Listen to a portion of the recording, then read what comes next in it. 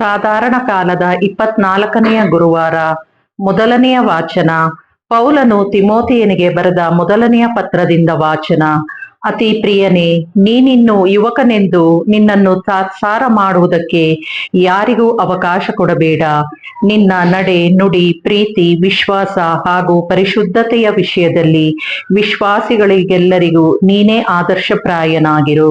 ನಾನು ಬರುವವರೆಗೂ ಪವಿತ್ರ ಗ್ರಂಥವನ್ನು ಪಠಿಸುವುದರಲ್ಲೂ ಪ್ರಬೋಧಿಸುವುದರಲ್ಲೂ ಉಪದೇಶಿಸುವುದರಲ್ಲೂ ಆಸಕ್ತನಾಗಿರು.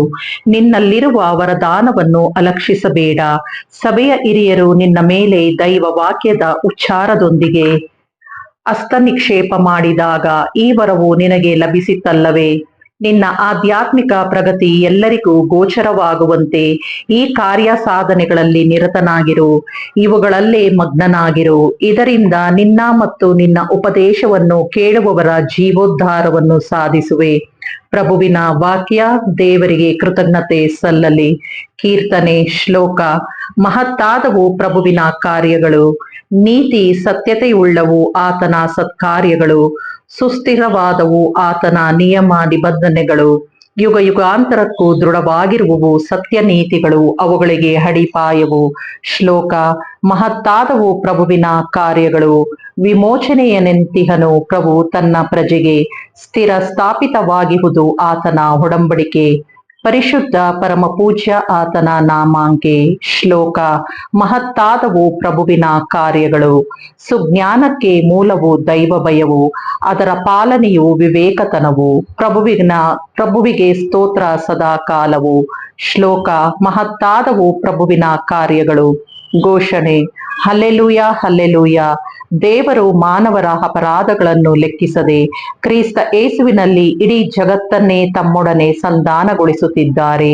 ಈ ಸಂಧಾನದ ಸಂದೇಶವನ್ನು ಸಾರುವ ಸೌಭಾಗ್ಯವನ್ನು ಅವರೇ ನಮಗೆ ಕೊಟ್ಟಿದ್ದಾರೆ. ಹಲ್ಲೆಲೂಯ. ಲೂಕನ ಬರೆದ ಪವಿತ್ರ ಶುಭ ಸಂದೇಶದಿಂದ ವಾಚನ. ಆ ಕಾಲದಲ್ಲಿ ಒಬ್ಬ ಫರಿಸಾಯನು ಯೇಸುವನ್ನು ಊಟಕ್ಕೆ ಆಹ್ವಾನಿಸಿದನು. ಯೇಸು ಅವನ ಮನೆಗೆ ಹೋಗಿ ಊಟಕ್ಕೆ ಕುಳಿತರು. ಅದೇ ಊರಿನಲ್ಲಿ ಪತಿತೆಯೊಬ್ಬಳು ಇದ್ದಳು.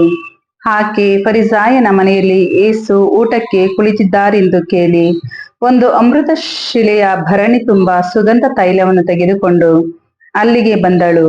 ಅವಳು ಯೇಸುವಿನ ಹಿಂಬದಿಯಲ್ಲಿ ಅಳುತ್ತಾ ನಿಂತು ತನ್ನ ಕಂಬನಿಯಿಂದ ಅವರ ಪಾದಗಳನ್ನು ತೊಳೆದು ತಲೆಗೂದಲಿನಿಂದ ಒರೆಸಿ ಆ ಪಾದಗಳಿಗೆ ಮುತ್ತಿಟ್ಟು ಸುಗಂಧ ತೈಲವನ್ನು ಹಚ್ಚಿದಳು. ಯೇಸುವನ್ನು ಆಹ್ವಾನಿಸಿದ ಫರಿಸಾಯನು ಇದನ್ನು ನೋಡಿ, ಇವನು ನಿಜವಾಗಿಯೂ ಪ್ರವಾದಿಯಾಗಿದ್ದರೆ ತನ್ನನ್ನು ಮುಟ್ಟುತ್ತಿರುವ ಇವಳು ಯಾರು, ಎಂಥ ಪತಿತಳು ಎಂದು ತಿಳಿದುಕೊಳ್ಳುತ್ತಿದ್ದನು ಎಂದು ತನ್ನೊಳಗೆ ಅಂದುಕೊಂಡನು. ಅದಕ್ಕೆ ಯೇಸು, ಸೀಮೋನ್, ನಾನು ನಿನಗೆ ಹೇಳಬೇಕಾದ ವಿಷಯ ಒಂದಿದೆ ಎಂದರು. ಸೀಮೋನನು, ಅದೇನು ಹೇಳಿ ಗುರುವೇ ಎಂದನು. ಆಗ ಯೇಸು, ಒಬ್ಬ ಸಾಲಿಗನಿಗೆ ಇಬ್ಬರು ಸಾಲಗಾರರಿದ್ದರು. ಒಬ್ಬನು 500, ಇನ್ನೊಬ್ಬನು 50 ಬೆಳ್ಳಿ ನಾಣ್ಯಗಳನ್ನು ಅವನಿಗೆ ಸಾಲ ಕೊಡಬೇಕಾಗಿತ್ತು.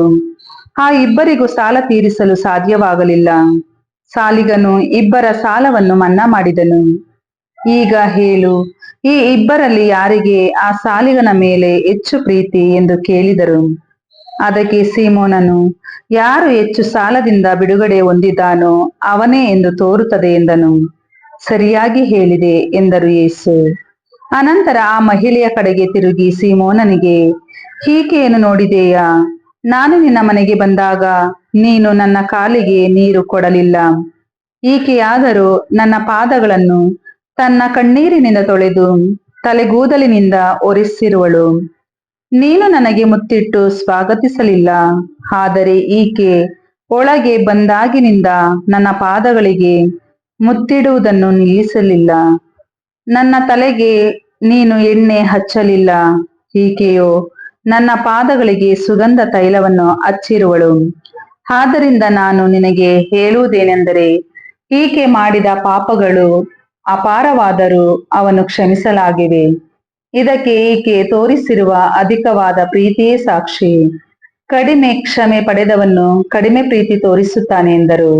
ಅನಂತರ ಯೇಸು ಆ ಮಹಿಳೆಗೆ, ನಿನ್ನ ಪಾಪಗಳನ್ನು ಕ್ಷಮಿಸಲಾಗಿದೆ ಎಂದರು. ಜೊತೆಯಲ್ಲಿ ಊಟಕ್ಕೆ ಕುಳಿತಿದ್ದವರು ಇದನ್ನು ಕೇಳಿ ಪಾಪಗಳನ್ನು ಕೂಡ ಕ್ಷಮಿಸುವ ಈತ ಯಾರು ಎಂದು ತಮ್ಮಲ್ಲಿ ಹೇಳಿಕೊಂಡರು. ಯೇಸು ಆಕೆಗೆ, ನಿನ್ನ ವಿಶ್ವಾಸ ನಿನ್ನನ್ನು ಉದ್ಧಾರ ಮಾಡಿದೆ, ಸಮಾಧಾನದಿಂದ ಹೋಗು ಎಂದರು. ಪ್ರಭುವಿನ ಶುಭ ಸಂದೇಶ. ಕ್ರಿಸ್ತರೇ ನಿಮಗೆ ಸ್ತುತಿ ಸಲ್ಲಲಿ.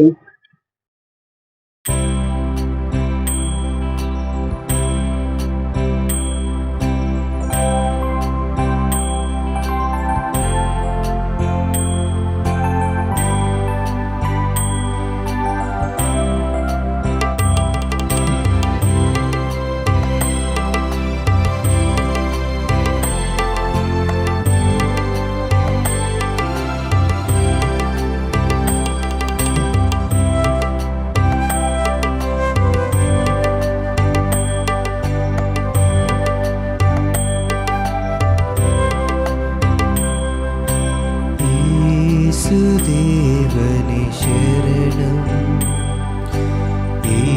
യേശുക്രിസ്തനെ ശരണം, യേശുദേവനെ ശരണം, യേശുക്രിസ്തനെ ശരണം, യേശുദേവനെ ശരണം, യേശുക്രിസ്തനെ ശരണം, യേശുദേവനെ ശരണം, യേശുക്രിസ്തനെ ശരണം.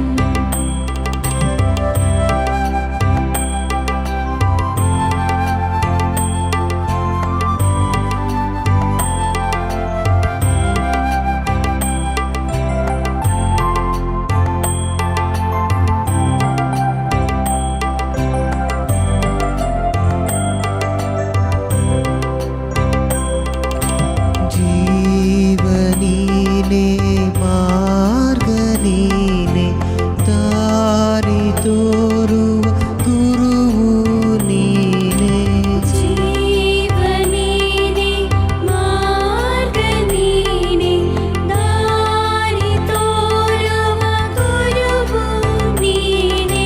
ಶರಣಂ ಶರಣಂ ಶರಣಂ ಶರಣಂ ಶರಣಂ ಶರಣಂ ಶರಣಂ ಶರಣಂ ಶರಣಂ ಶರಣಂ ಶರಣಂ ಶರಣಂ ಶರಣಂ ಶರಣಂ ಶರಣಂ ಶರಣಂ.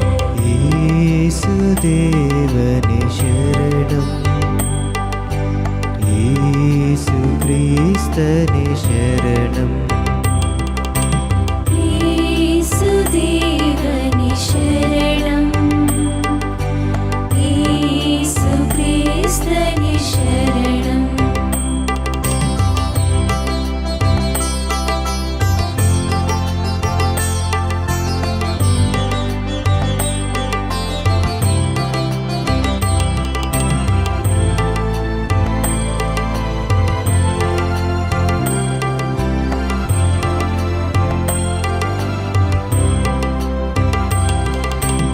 ಆದಿ ನೀನೆ ಅಂತ್ಯ ನೀನೆ, ನನ್ನ ಬಾಳಿನ ದೊರೆಯು ನೀನೆ, ಆದಿ ನೀನೆ ಅಂತ್ಯ ನೀನೆ, ನನ್ನ ಬಾಳಿನ ದೊರೆಯು ನೀನೆ.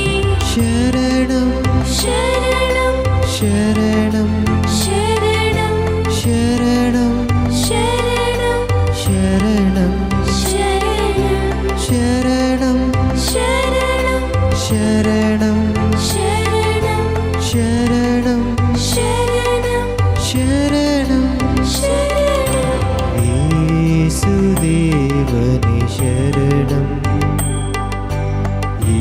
യേശുക്രിസ്തനെ ശരണം, യേശുദേവനെ ശരണം, യേശുക്രിസ്തനെ ശരണം.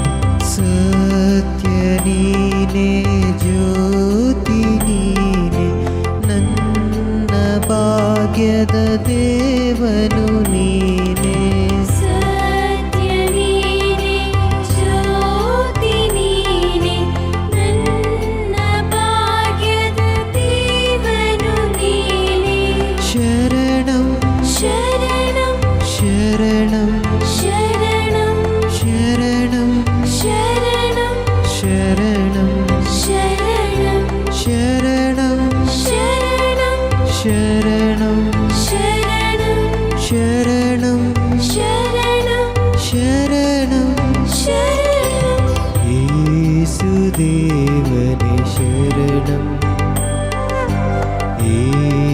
येसुक्रिस्तने शरणं